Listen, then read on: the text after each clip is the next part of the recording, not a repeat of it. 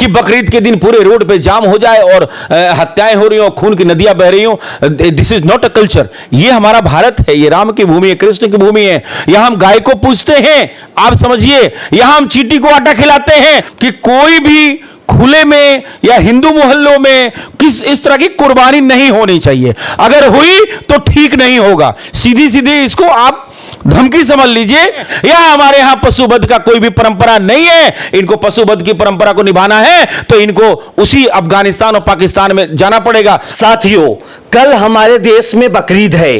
कल के दिन लाखों गायों, भैंसों और बकरों की हत्या होने वाली है।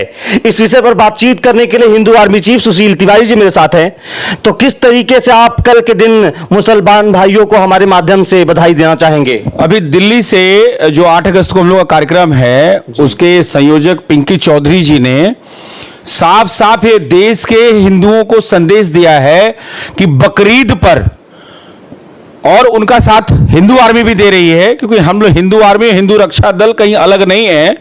तो हम मिलके पूरे राष्ट्रीय स्तर पर सभी कार्यकर्ताओं को और सभी कॉलोनी वासियों को, सभी निवासियों को, सभी वर्ग विशेष के निवासियों को भी हमने अपील करी है कि कोई भी खुले में या हिंदू मोहल्लों में इस तरह की कुर्बानी नहीं होनी चाहिए। अगर हुई तो ठीक नहीं होगा। सीधी सीधी इसको आप धमकी समझ लीजिए।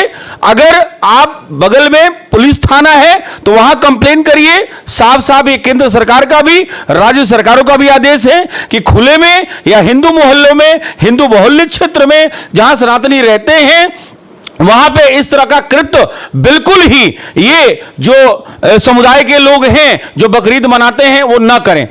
करने पे अच्छा नहीं होगा। इसके अलावा मैं आपको सिर्फ इशारा कर सकता हूं कि अच्छा नहीं होगा।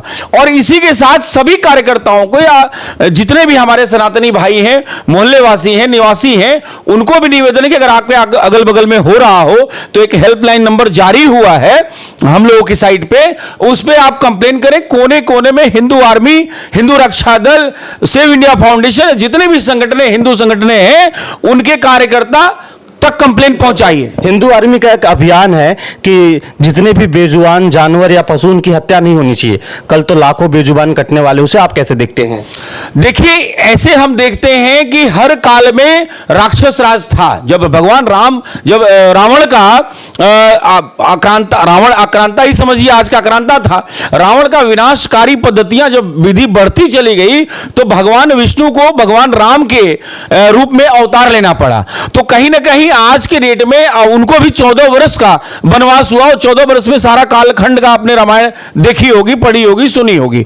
तो कुल मिलाकर अभी भी वो आप देखेंगे तो 2014 में मोदी जी आए हैं कहीं ना कहीं एक अवतार बनकर, योगी जी आए हैं कहीं ना कहीं अवतार बनकर। तो मैं ये समझता हूं जो राम की सेना है, मोदी की सेना है, योगी की सेना है, जो कहीं ना कहीं हिंदू राष्ट्र की परिकल्पना और यूसीसी का जो परिकल्पना है उसको पूर्ण करने में लगी हुई है। तो हमें ये लगता है कि इन विध्वंसकारियों का अंत समय आ गया है। क्योंकि जब आप देखेंगे, जब बरसात के अंदर चींटियां निकलती हैं, उनके पंख निकलते हैं, तो कहीं ना कहीं वो कुछ घंटों के जो है वो यहां पे रहते हैं, उसके बाद मर जाते हैं। उसी तरीके से इन विधर्मियों का हाल होने वाला है। अगर अब देश के अंदर यूसीसी आ गया, यूनिफॉर्म सिविल कोड आ गया, तो ये विधर्मी एक कानून से चलेंगे। यही इनका अंत धीरे धीरे आता चला जा रहा है। खासकर जो सनातनी भारत है, जो हिंदू राष्ट्र और अखंड भारत की जो हम कल्पना करते हैं और जो बात करते हैं, उस राष्ट्र में तो इन विधर्मियों की नहीं चलेगी। कल के दिन पीछे से कहीं ना कहीं गायों को भी काटा जाएगा और आप लोग कहते हैं गाय हमारी माता है, तो कैसे इससे मतलब बचना चाहिए और कैसे ये बंद हो? गायों की जो नृशंस हत्याएं हो रही हैं, कैसे इसे बंद कराया जा सकता है? देखिए, भगवान राम का जन्म हुआ उस समय भी विध्वंसकारी रावण और तमाम राक्षस वंश के लोग जो है तमाम तरह से अलग अलग राज्यों में, अलग अलग जगहों पे जो विध्वंस करते थे।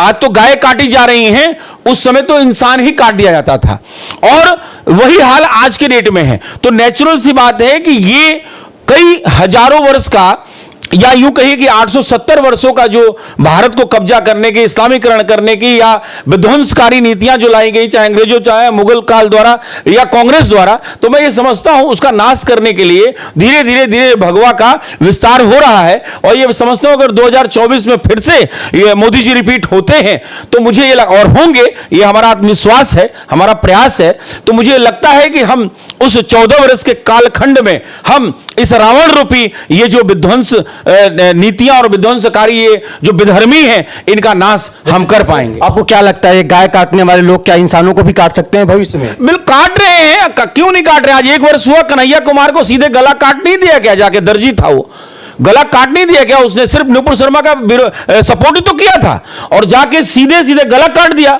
और गला काटने के बाद वीडियो भी बनाया, उसके बाद में जेल में भी मजे ले रहे हैं। उनको कहां फांसी हो गई?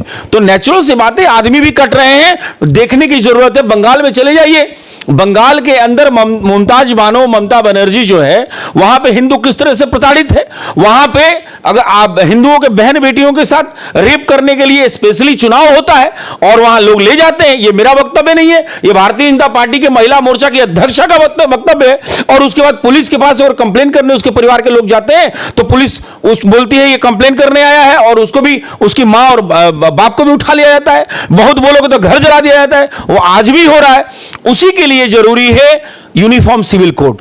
आज बकरीद की जहां तक आप बात करें, बकरीद में हजारों, लाखों, करोड़ों बेजुबान जानवरों का खून बहाया जाएगा और वही कोई भी वामपंथी दलाल जितने भी हैं ये नहीं बोलेंगे।